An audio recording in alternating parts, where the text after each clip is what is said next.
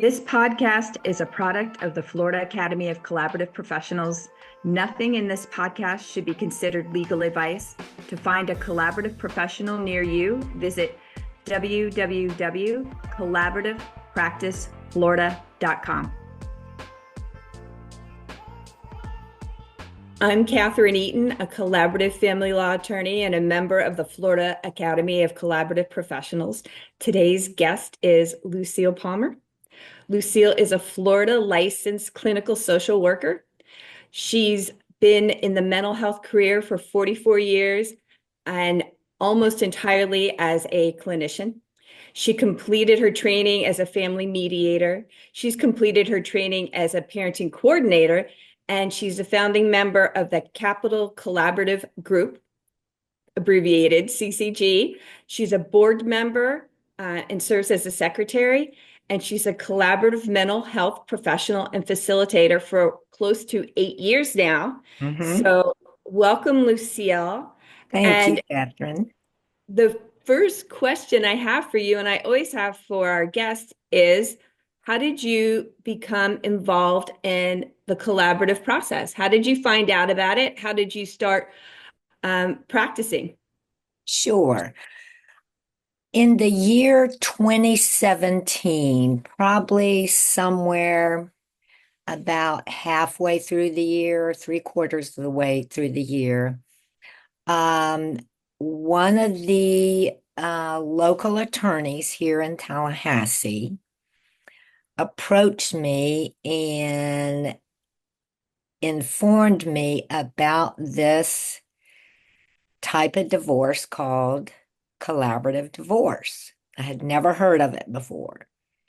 And I asked the attorney about it. And, you know, it sounded like such a wonderful alternative to what was currently available for couples getting divorced.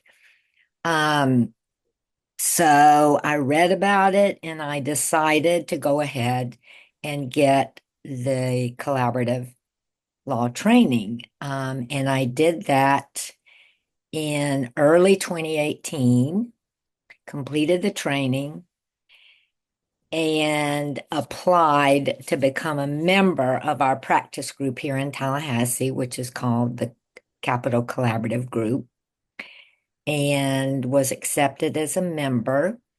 And I still thought to myself, on paper, this process sounds so wonderful, but I really didn't know if it was going to really be as wonderful as it was when it actually was in real life with real people.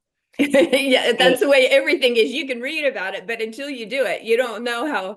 And eat like if you read the menu, that Right, sounds like it's going to be delicious. And then right, when it's served, you go, that's not what I thought it was. right, right, right. But I was absolutely pleasantly surprised that my experience with collaborative law cases has been absolutely wonderful. I cannot sing enough praises for this type of option for couples that are getting divorced. I just think divorce is painful. It's difficult. Um, but as far as the available options, collaborative is absolutely the best, hands down. There's no question in my mind.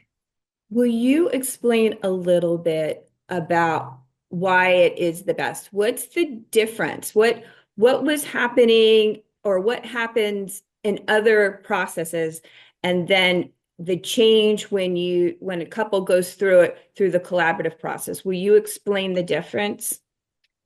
Yes. In collaborative divorce, um, the couple's attorneys um,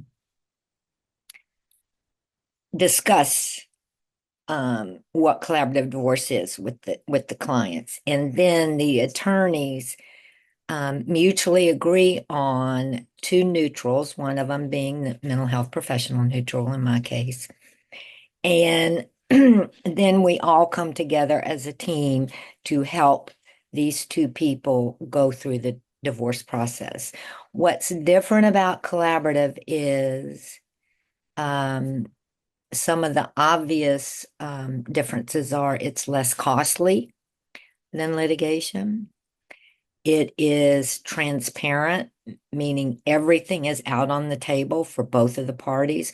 Both of the parties have all the facts and all the figures that they need to make good choices and good decisions that are going to go into the final agreement. It's more confidential, meaning their personal information and financial information is not out there for the public to view. Um, it is non-adversarial, meaning that nobody takes positions or nobody takes sides in the collaborative process. Lucille, my question for you is, as a facilitator in the collaborative process, what do you do? Explain what a facilitator does and what you do in this process with the what's your role and what's the work task? What are the tasks and all the assignments, or how what do you do? Sure, sure. As a facilitator, once I am invited to join a team and I accept it, um, I schedule an initial meeting with the two clients. And it is actually a 3 hour meeting, Catherine. I Wow. spend 1 hour with each client individually, and I spend the last hour with both clients together. And there are a lot of reasons that I do that kind of in-depth initial meeting. One is that I get to know the clients personally and as human beings. I get a feel for their personalities. I get a feel for their temperaments. I get a feel for what their major concerns are, what they're anxious about, what their fears are. Um, I also in that 3 hour meeting, I also assess their commitment to the collaborative process, meaning are these two people appropriate to go through this entire process without um, derailing it, so to speak, meaning are they appropriate for the process? So what are you looking for? Can you explain a little bit about what's appropriate and versus what's not appropriate, and give some examples of, yes, okay, this will work for this couple. No, no, no, that this isn't going to work. Um, yes, when I hear comments in my initial interview, like, um, I want my spouse to suffer, or I want my spouse to pay, or I don't want my spouse to have 50-50. Those are red flags for me, and I explore that with the person. Um, and I very diplomatically let them know that that's not what the collaborative process is about. Um, and that they really, really need to make a very sincere, serious commitment to the process so that I can inform the other team members, yes, this is a go for collaborative. Um, so those are some of the things that I see. Yeah, those red flags that come up. So if somebody comes in emotional, they could really have those red flags, but then you seem to take it a level deeper to explain the collaborative process and maybe shift that once they vent a little about how and vent their feeling of being scorned, that they could um, shift into a different mindset.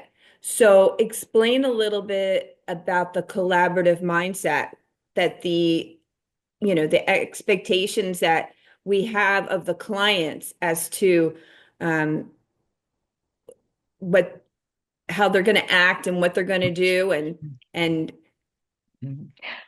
I have a whole packet of documents that I send to the clients that they're instructed to complete and return to me before the initial interview. And oh, one of them is what's called an expectations of conduct document, where it outlines literally expectations of what their behavior is, meaning there's no arguing in this process. There's no blaming or criticism in this process. We don't discuss the past. We stay focused on the present and the future. Um, we use communication techniques that are courteous, respectful, and professional.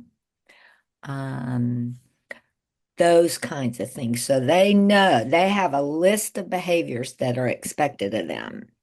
And if any time during a team meeting, I see any one or both of the parties not abiding by the expectations of conduct document, I will stop the meeting and take a pause, take a little break, take that particular client aside and say, do we need to go over the list of expectations of conduct document? And I just kind of remind them of what it is and get them to take a few deep breaths, and then we come back to the full team.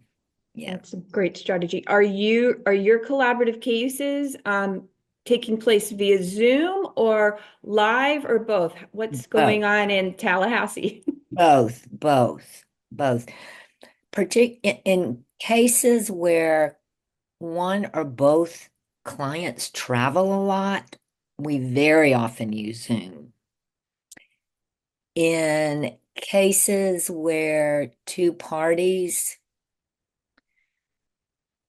do not want to be in the same room with each other, well, Yeah, we'll use separate rooms in person. So there's ways to be very creative about it, but we do both. I prefer in person, but that's not always possible because with of the client circumstances. with people's schedules. Yes, that Yeah, makes sense. yeah, yeah, yeah. So so you have expectations of conduct for the clients, for the parties. What about the lawyers? The lawyers are quick to start debating and, you know, spouting the law and trying to advocate for their client. Mhm. So how do you keep the lawyers in line?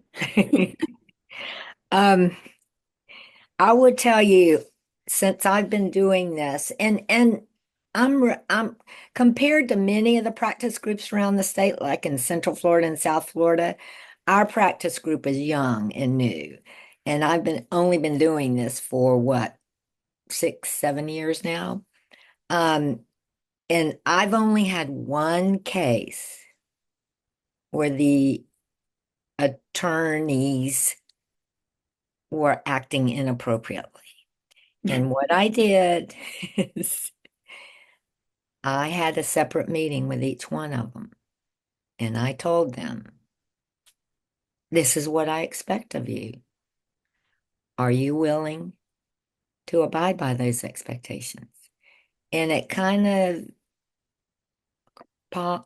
of caused those attorneys to take a pause and reset and come back and be cooperative. So good to know. So when you start, you meet with the clients individually, then together, and you're getting to know them personally, and make sure that they're ready for the collaborative process. Once you're in the process, you are the facilitator. Mhm. So then what's your job? What do you do as a facilitator once the process has started? Okay. I set the agenda for every team meeting with input from the attorneys and the financial person. I open the meeting. I go through the agenda items.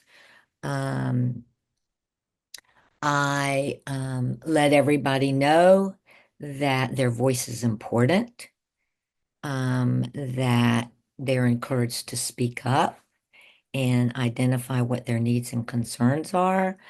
I let them know that we are all going to conduct ourselves in a professional and cooperative manner. Um, I, if I see anyone on the team becoming emotionally reactive, if you will, I will simply say to the whole team, let's just take 5 minutes. Let's just all pause and, walk around our office and get a drink of water and take some deep breaths and let's all regroup and come back. Um, I Another thing that I do is, Catherine, and I am very, very invested in this, is I help each client develop their mission statement. And I have each client read their mission statement out loud at the beginning of every team meeting so that the whole team knows what these two people value the most. And we use that to keep the clients grounded and to remind them of what's most important to them when they're making decisions along the way. Before the team meeting ends, we schedule the next 2 or 3 team meetings out. Um, those are some of the things I do as facilitators. You just mentioned a mission statement. So what what's a mission statement? What does when you ask someone to, write their mission statement, what are you looking for? What is that person supposed to be thinking about? And um, explain that a little more. Sure. A mission statement identifies for each client what he or she values the most, what they hold most dear in their hearts, both during this process and post-divorce. Ideally, if the clients are able to, I ask for them to work on their mission statement together. If not, doing it separately is fine as well. And what the mission statement does is it keeps the clients grounded on what is most important to them during this process. Um, Very often, if a client or any of the attorneys go off on tangents, I say let's remember the mission statement here and try to focus on, what these folks value the most and what's most important to them. Um, it also helps to keep emotions kind of down. Um, so I think the mission statement is real important. I really do, as a mental health professional. Uh, Do you find that the mission statements, because over the different cases, are similar and have a similar content, or is it really different with each case? for clients who have children, typically they're similar because one of the most important issues for clients who are divorcing in the collaborative process who have children is that their children come out of this process in the best way that they possibly can, and that their children have a future that's safe and secure and as intact as possible, and that they really value a healthy co-parenting relationship with the other spouse post-divorce so that the children are spared from having divorced parents that are conflicted and kind of hostile and with each other. Yeah. You also mentioned that you are in charge of the agenda. Could you give an example or of what's in the agenda? What are the issues? I mean, it sounds so business-like. We have an agenda. So, and it is business-like. We're trying to conduct business there. Right. So, what are some of the agenda items that are typically addressed or contained in agendas? Okay. Um, the first team meeting is really a full agenda. And what I mean by that, Catherine, is in the first team meeting, I mean, of course, I welcome everybody. And I really do go over out loud the most critical components of the collaborative process. I say it out loud to everybody just so they have it in their brain what we're doing here. I remind everybody of the expectations of conduct document. I let all team members know that it is perfectly okay to take a break during a meeting if necessary. All they need to do is indicate they need a break. I encourage questions from any team member because to me, it's very, very important, particularly for the clients, to fully understand what's under discussion in the moment. So there's no such thing as a dumb question in this process. Um, then I have the clients read their mission statement out loud to the team. Um, and the participation agreement that the attorneys have developed is discussed, including, what date the clients choose for the evaluation date. And then that will be circulated for signatures after the meeting. Then I go over the retainer fee and make sure everybody's up to date and current with their retainer fees. Um, and then I let the whole team know that I will be meeting with the client separately to work on their parenting plan if there's children involved. Um, and then I introduce the financial person and have him or her have a beginning discussion of the finances of the case. Um, and then at the end of the meeting, I ask, are there any questions or concerns about what we've discussed today? Um, we have homework assignments, and at the end of the meeting, the homework assignments are spelled out, who has the assignment and when it's due.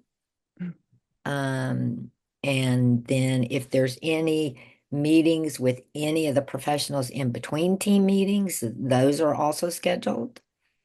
And we also schedule follow-up team meetings, 2, 3 in advance. Thank you for explaining that. I think that we've had a lot of podcasts and it's never been broken down. I think there's just still been this curtain or this mystery as to, okay, you're in the collaborative process and what happens. So thank you for explaining that. Sure, absolutely. My pleasure. How long in general? I know every case is different and people go at different paces, but what are you finding? How long is a typical collaborative case? Mm, the cases I have participated in, 9 months, 9 months or so, less than a year. Yeah, people can, and I know when people are when coordinating and people are traveling, that can extend it, but that seems Right. to, but again, it goes at the party's pace. If they're gathering information, making decisions quicker, whether or not they have children, it could be sooner, but Right, right. And And how maybe, often are your clients meeting? Is this like a once a month thing, or are they meeting more often? I know they're doing offline work too, but right. as far as the whole team. You mean how often are the team meetings? Yeah. Um, maybe dependent on the specifics of the case and how quickly clients get their financial documents to the financial neutral. Um, once every 2 months, sometimes three if clients travel or if they're slow in getting their documents to the financial expert.